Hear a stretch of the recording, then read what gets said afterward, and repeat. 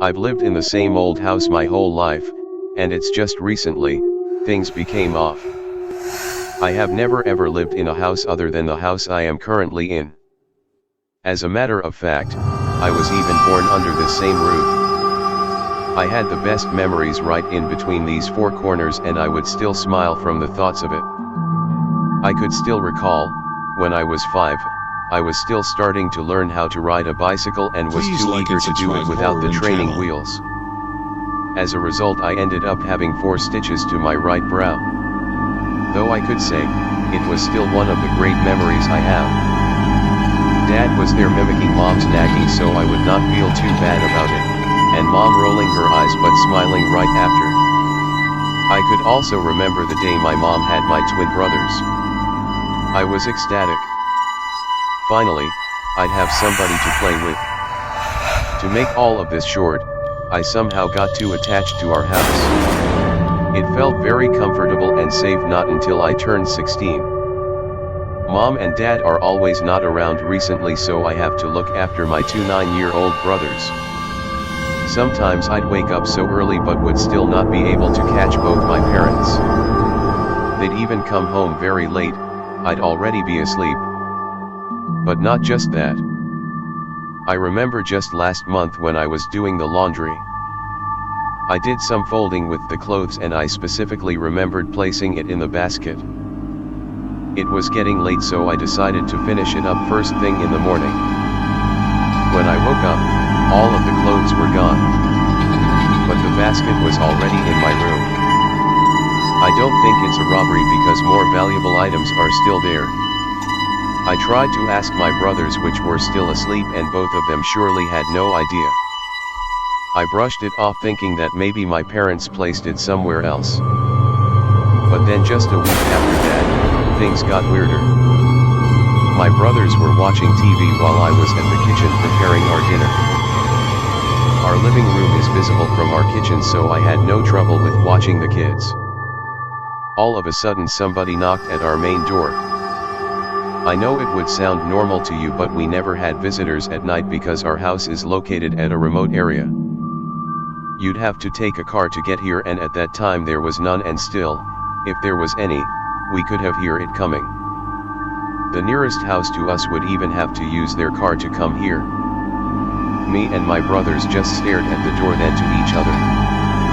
One of my brother, Henry, turned off the TV, then I started to walk slowly towards the door. I only had few steps when the light at the door went on. It went so bright, we could hear the bulbs buzzing. Then bam! It went off. I think it just exploded. I immediately got my brothers and let them stay behind the island of our kitchen.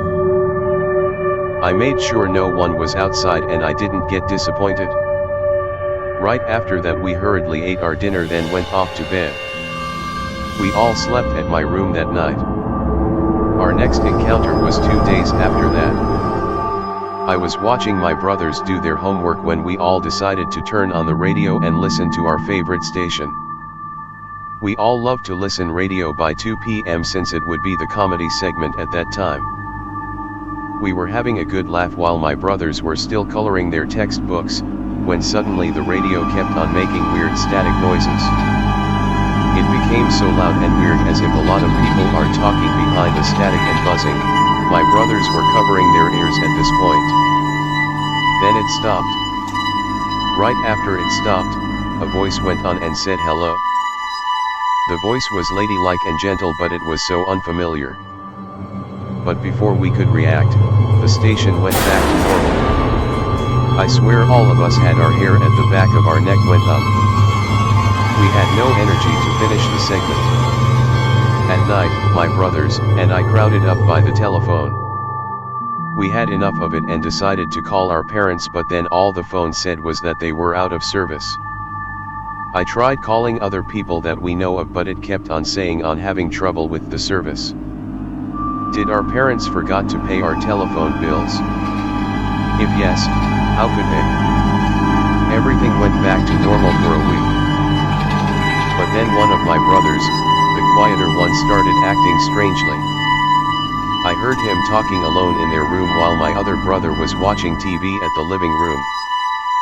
He was not just talking, he was actually having a real conversation. He was going on asking the address of who seemed to be no one. It gave me chills, so I go on and ask him who he was talking with. He just giggled and said, "Oh, just someone." Then proceeded to go to the living room. Before I tucked them to bed that night, I asked him again the same question. But my other brother answered for him. It must have been that lady with a very weird small TV. Was it her, Harry? My other brother just nodded with a playful grin. I just decided to play along with them. Maybe they made all these things up. You know how we all used to do when we were young. I could not sleep at all. I was looking up the ceiling trying to think of all I've witnessed this past few weeks. Suddenly it flushed through me. The feeling.